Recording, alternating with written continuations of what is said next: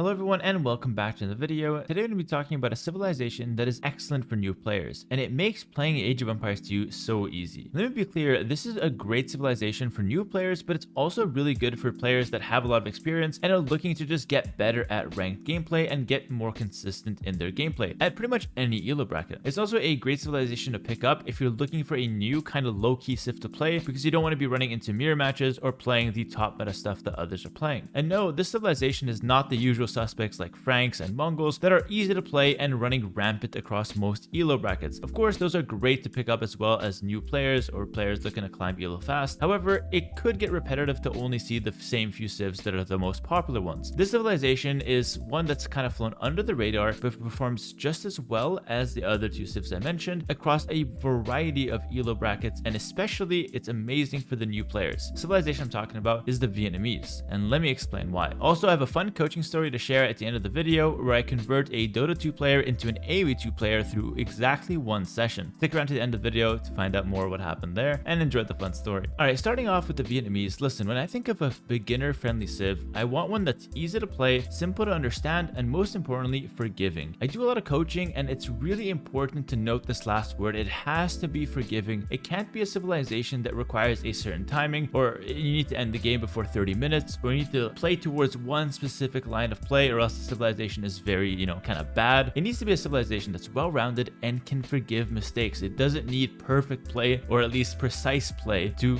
be impactful, to be a strong civilization. And I think the Vietnamese, to be honest, fits this description insanely well, especially the forgiving part. When we take a look at the civ's bonuses, we can understand that they're so easy to use and they apply to every scenario regardless of what you do in game and regardless of how good or bad you play. Let me show you what I mean. Let's start with the first bonus that I think is kind of notorious for what the Vietnamese are: an archer civilization, and their bonus reads archery range units plus 20% HP. This is a bonus that is always applicable. It's always there from the start of the game to the end of the game, and it applies to multiple units: the archer, the skirmisher, and the cavalry archer. This is a bonus that will help on both offense and defense, and it's going to be helpful regardless of how you take engagements. It's not like extra range where you have to micro and kite well to take advantage, or faster firing that's more effective when you micro and kind of dip and dodge and shoot more often. This is always applicable no matter how the fight is going, and I'd even argue that this bonus is way better at lower level gameplay or at new player gameplay, because units are not going to be microing efficiently and dodging. They're going to be standing still and firing more often than not, and the extra 20 HP is more effective in that kind of engagement compared to pro players or high elo players that are going to be microing and dodging and targeting only one unit at a time, because the one unit, if targeted by a whole mass of 15 or 20 units from the enemy, will die if it gets hit by that volley. Whereas if you're fighting 20 on 20 by just patrolling in, a lot of your units will survive on low HP and will continue to do DPS throughout the fight, giving you a larger advantage than just the extra 20 HP that you started with. You're going to end up winning the fight by quite a significant margin. And so this archery range unit's extra HP bonus is going to be helping in a lot of different cases for the new player, allowing them to consistently perform better in engagements, whether it's range versus melee or range versus range, and it applies to multiple units, giving them that flexibility throughout the entire game to basically make whatever they want and get access to this bonus. Simple to use, very easy, and very effective. Another bonus that fits this exact same criteria is their economy bonus. Economic upgrades cost no wood and research 100% faster. Now that second part where they research faster is really good, especially in high elo, because it kind of just gets you ahead 1.5 vils or 1 vil when you research wheelbarrow and handcart. However, that part of the bonus is nothing really crazy for new players. The important part though is that the economic upgrades will be costing no wood. This does two things. Number one, it kind of incentivizes new players to pick up their economy upgrades, building good habits and keeping them consistently rewarded for doing the right thing, which I really enjoy when it comes to a new player learning how to play Age of Empires. On a more practical note though, it also gives them crucial wood savings throughout the early and mid game, allowing them to have bad starts or get off to an unoptimal build or an optimal strategy and still be able to get through it and be able to pick up their economic upgrades, as well as plan for some military or plan to develop their base in another way. This kind of just makes every start to mid game extremely smooth and lets you pick up your economy upgrades without being too strained on resources. I know newer players tend to float resources, but I'd say that's more towards the later stages of the game, and getting through the early game with a little bit of a discount or a little bit of a bonus, a little bit of a boost to the economy will definitely help these players out. And another bonus that's quite helpful and a bit underrated as well is the free conscription. Of course, this only helps in Imperial Age, but a lot of new players don't even know what conscription is or what it does, and they don't usually know when to prioritize it. So getting it for free kind of rules that whole scenario out for the player, and it always makes sure that they have conscription for free. I've noticed another thing from the coaching videos that I've been doing as well is that players have a lot of difficulty getting units out in the field, especially towards late game. They float a lot of resources and they're not getting military out. Free conscription is not going to save you a lot of resources, but it's going to make your game consistent, and it's going to give you a nice edge when games go to Imperial and get to 200 pop in late game, which is the ideal goal for any Imperial Age battle. Last but not least, the TC bonus is absolutely crucial. Revealing enemy positions at the start of each game makes it so the Vietnamese player or the new player does not have to worry about scouting his opponent. The opponent will always be revealed, letting the player focus his efforts on other things. Let's be honest, Dark Age is pretty stressful, so being able to focus on, managing your economy, making villagers, luring boars, and not worry too much about finding your opponent makes learning the game and learning the early game, the Dark Age, a lot easier for the player. It also lets them focus on the more important things, such as having zero idle TC time, making sure their villagers are working efficiently, and all of those little factors that make for a great Dark Age. On top of that, it adds consistency to the game. They're never gonna not find their opponent, they're never gonna be too late to find their opponent, and they're never gonna run their scout into the enemy town center, right?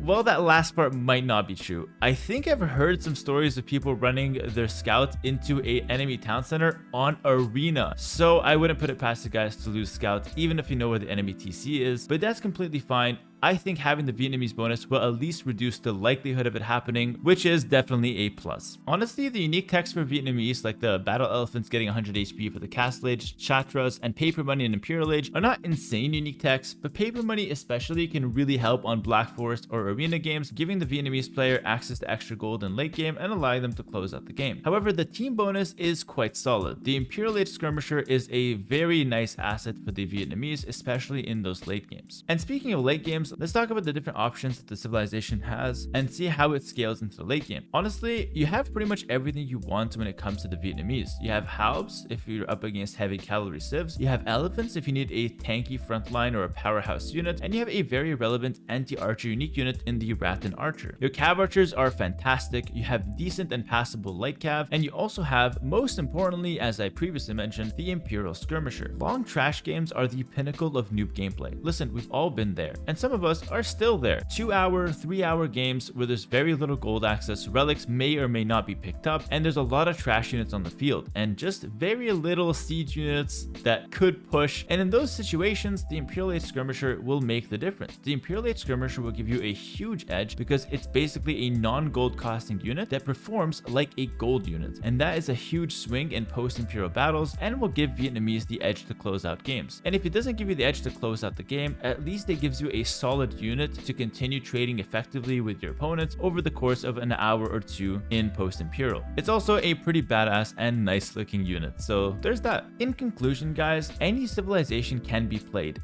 especially if you enjoy it. That's usually the criteria I give to new players that want to pick up a certain civilization to learn the game with or to climb fast or whatever they want when it comes to improving and climbing the rank ladder. But if you're looking for a different and a more low-key civ, something that doesn't get played as often and is going to be a little bit different than what the other players are looking at when it comes to, 1000 to 1400, even all the way down to like 600 ELO, regardless of where the new players are starting out, I think the Vietnamese is definitely one that I can recommend highly. It's also an amazing civ for high ELO as well, but for slightly different reasons. But it is worth mentioning that it's not just a noob-friendly civilization, it is quite good in the hands of higher elo players as well compared to some of the other civilizations. And lastly, I did promise a fun coaching story, so here it is. So I raffled 1 hour of free coaching on one of my longer streams, and it turns out that the winner of that raffle was a new Age of Empires 2 player. He was coming over from 10 or 11 years of playing Dota 2, and he was looking for another game to play. And he told me before the session that if AoE2 went well and that if our session went well, he would switch to AoE2 and let Dota be over and let that be a closed chapter in his life. Turns out our session was amazing. We played the Vietnamese and he was way better than I thought. Of course, coming over from another game, he was naturally quite decent at AoE2 and I helped him through a couple games and he actually won both of them in the session. And honestly, he is probably around 1000 ELO at the moment, but with a few more games, I can see him climbing very fast. It's insane for a brand new player to already be winning games in his first few placement matches. Usually they all tank it, and I made another video about that. It's not surprising expecting for new players to tank those 10 games, but he actually managed to win a few and win 2 with being in that session. He also played the Vietnamese and he inspired this entire video. So yes, AoE2 has gotten another player, Dota has lost one, but we don't care about Dota, we only care about AoE2, and he inspired this video and kind of opened my eyes to how good Vietnamese are for newer players. So there's that. Anyways, that's a nice little story. Thank you so much for watching. Make sure to like, comment, and subscribe if you guys did enjoy this video, and check me out on Twitch for my live streams and Patreon if you guys want exclusive guides on how to get better, as well as some build orders that are available there as well. Links to both in the description below. Thanks for watching and have a nice day.